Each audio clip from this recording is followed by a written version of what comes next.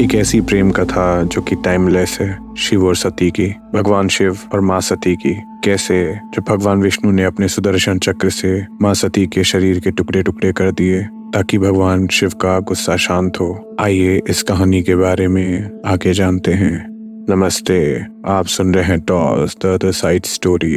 हम हर बुधवार और शनिवार को आपके सामने कहानियां प्रस्तुत करते हैं। कृपया हमारी कहानियां सुना करें, अपने दोस्तों और परिवार से शेयर किया करें। हमारा वॉच टाइम बढ़ता है, इसको मैं आपके आशीर्वाद की तरह लेता हूँ। ये कहानी है प्रेम की असीम सीमाओं की। कैसे भगवान शिव के अत्यंत क्रोधपूर्ण रूप को एक अंश उनकी प्रियतमा, उनके जीवन, उनकी पत्नी सती को खोने के दुख ने जन्म दिया। तो ये कहानी शुरू होती है माँ सती से।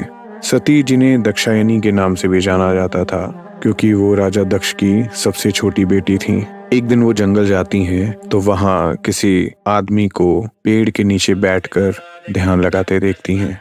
वो आदमी काफी बलशाली लग रहा था और ध्यान में मग्न था। उसके आसपास जंगल के सब जानवर बैठे हुए थे।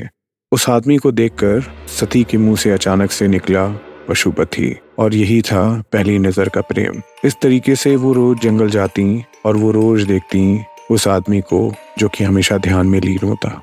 वो आदमी कोई और नहीं, स्वयं भगवान शिव थे। एक दिन भगवान शिव की आंखें खुलती हैं और सामने खूब सुंदर सी कन्या उन्हें दिखती है, और उसको देखते ही उन्हें भी पहली नजरों का प्रेम हो जाता है। राजा दक्ष अपनी छोटी बेटी सती को बहुत प्रेम करते थे और उनको ये पसंद भी नहीं था कि वो एक आम आदमी, एक आम साधु से प्रेम करें। उनका सपना था उनकी शादी काफी धूमधाम से किसी राजा के साथ करें, पर बोला जाता है प्रेम से शक्तिशाली कुछ नहीं। उनकी बेटी सती को भगवान शिव के अलावा कोई मान्य था ही नहीं, और फिर होता है उन दोनों लोगों का विवाह। बोला जाता है भगवान शिव के मित्र बस जंगल के जानवर थे, पर जानवर के साथ ही बड़े बड़े दैत्य और राक्षस भी उस बारात में नाचते हुए आगे बढ़ रहे थे। बोला जाता है सती को अपने महल के कमरे से वो बारात खूब दूर से चलते हुए आ रही थी, और उस बारात में उनको खूब सुंदर से सुडौल शरीर के लंबे भगवान शिव, जिसको उन्होंने पशुपति बोला था, वो चलते हुए आ रहे थे। राजा दक्ष को ये विवाह बिल्कुल ही मंजूर नहीं था। विवाह हो गया और माँ सती और भगवान शिव अपना जीवन यापन करने लगे। राजा दक्ष और शिव जी के बीच में एक कोल्ड वॉर जैसा सिचुएशन था। राजा दक्ष शिव जी को एक आम आदमी समझते थे, पर इस चीज का उन्हें अंदाजा नहीं था कि उन्होंने ये समझ के अपने जीवन की सबसे बड़ी गलती कर दी है, क्योंकि उन्हें नहीं पता ये आम आदमी जब तांडव करता है तो दुनिया थर थर कांपने लगती है। काफी दिन बाद राजा दक्ष अपने घर में एक बहुत बड़े यज्ञ का आयोजन करते हैं। उस यज्ञ में वो सबको आमंत्रित करते हैं, बस वो माँ सती और भगवान शिव को नहीं करते हैं। माँ सती को जब ये पता लगता है तो उनको काफी दुख होता है। वो सोचती हैं कि जाके अपने पिताजी से एक डायलॉग करें और किसी भी तरीके से उनको कन्विंस करें कि उस यज्ञ में वो भगवान शिव को इनवाइट करें। वो फिर उस यज्ञ में जाती हैं अपने पिताजी से बात करने, पर उनके पिताजी उनकी काफी अवहेलना करते हैं। इस अवहेलना के नाते वो गुस्से में आ जाती हैं और उस यज्ञ में जल रहे हवन कुंड में कूदकर अपने प्राण दे देती हैं।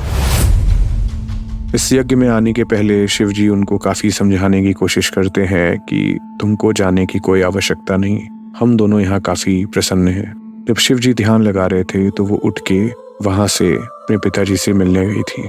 बोला जाता है कि शिव जी जब ध्यान की मुद्रा में थे और माँ सती वहां पे अपनी प्राण त्यागे तो शिव जी की तंत्रा टूटी और वो क्रोध में उस यज्ञ के स्थान पर पहुंचे। जैसे ही उन्होंने माँ सती की मृत्यु शरीर को देखा, शिव ने शुरू किया अपना तांडव। उनको समझ में आ गया था कि सती ने अपने पिताजी को समझाने की काफी कोशिश की होगी, पर उनके पिताजी ने किसी की नहीं सुनी, और उन्होंने सती की मृत्यु शरीर को देखकर प्रण कर लिया कि अब वो राजा दक्ष का सिर उनके धड़ से अलग कर देंगे।